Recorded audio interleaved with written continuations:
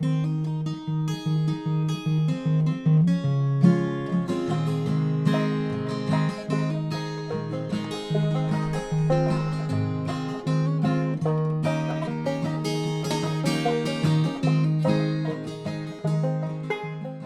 morning, Suzanne. Good morning, Betty. Well, how are you today? I'm doing well. I'm doing well. It's a pretty day. It's clouding up. I think we might get a little rain this afternoon, but the days have been just beautiful, and I've been at the pool quite a bit. So they're leisurely, wonderful days that I appreciate each one.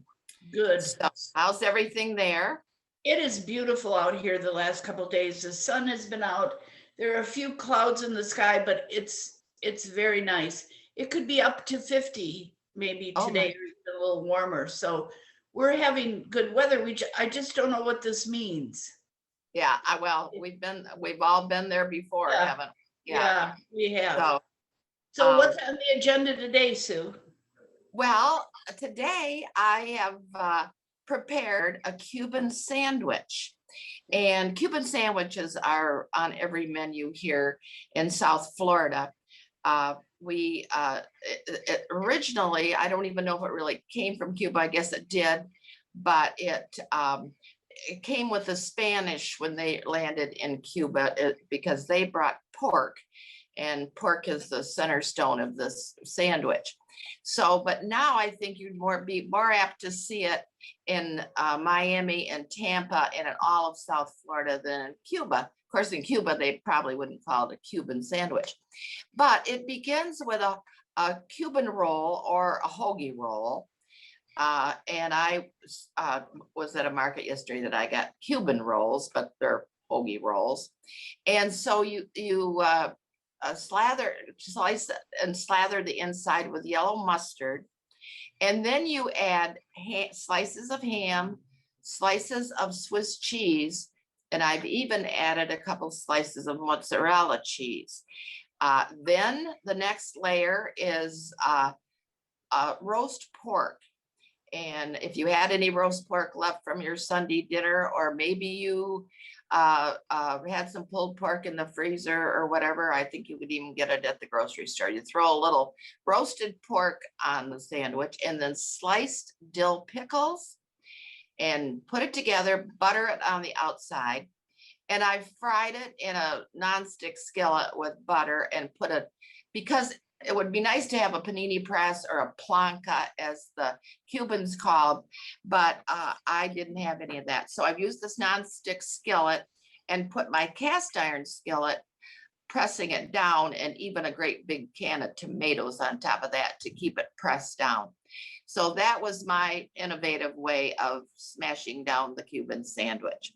And it looks delicious. It doesn't look so pretty. It's after it's been smashed to death. But it's going to be a very tasty sandwich, and I think it's easy to make, and it'll bring a little bit of Miami to your life. So I hope that you'll give it a try. Very good. It sounds delicious. I love Cuban sandwiches. I think last video we talked about here at Fouch's Pub on Crown and Linden Road. She makes them. Sounds just like what you've done, Suzanne. Oh God, they're so good. That I think it'll be good. And again, I say it doesn't have to have any specialty things.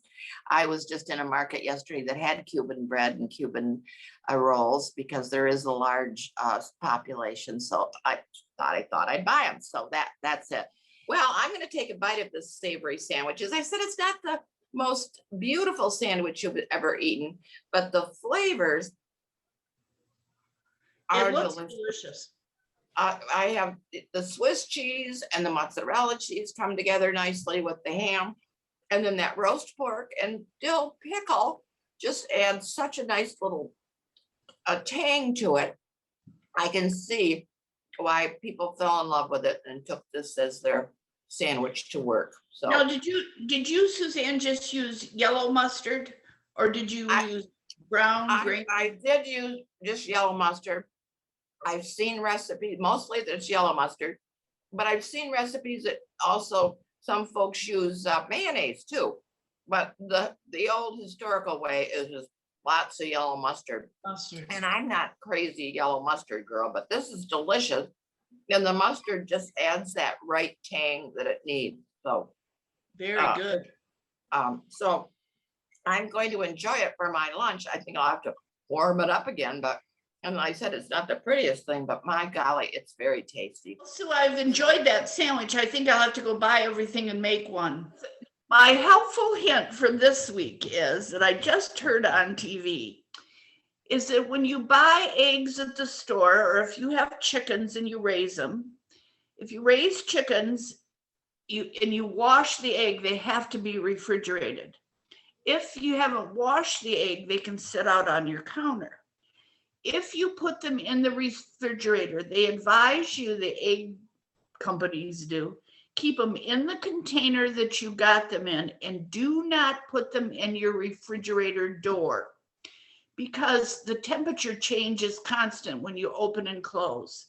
So you must keep them in that container they come in and put them inside your refrigerator. If you have one of those little egg things that came with the refrigerator, they said throw it out. Oh, how awful. So that's yeah. There are other things that shouldn't be kept in the door too, but I can't come up with what they are right now, but I know that exists. And in Europe, they never refrigerate eggs. And I don't know what that's all about, but the Italians wouldn't put an egg in the refrigerator if their lives depended on it. Well, I think when we grew up, I don't remember the chicken gathering eggs and putting them in the refrigerator, but there's a big thing about if they've been washed or not. Isn't that funny? Well, we wouldn't have had room in the tiny refrigerator we had probably. But anyway, that's a very good hint, Betty, and I am enjoying your hints. So I think milk is the other thing you're not supposed to put in the door. In the door, yeah, that makes sense. Because of the change of the temperature, and it can drop 4 degrees, they said. Oh, for gosh sakes, say it isn't true. And it affects your eggs and milk, so good. Keep them inside the refrigerator. All right, okay, good hint. And I guess we're on to the next week. May I just share something special in my life? I would like everyone to know that my grandson, Jack, was accepted into the leadership program at Central Michigan University. And we are just proud as peacocks. So you should be proud as peacocks. I am too, as his great aunt. I think it's just wonderful. And very proud of Jack Turpin. Okay. So. All right. Well, I'm Sue. I'm Betty. We're the sisters.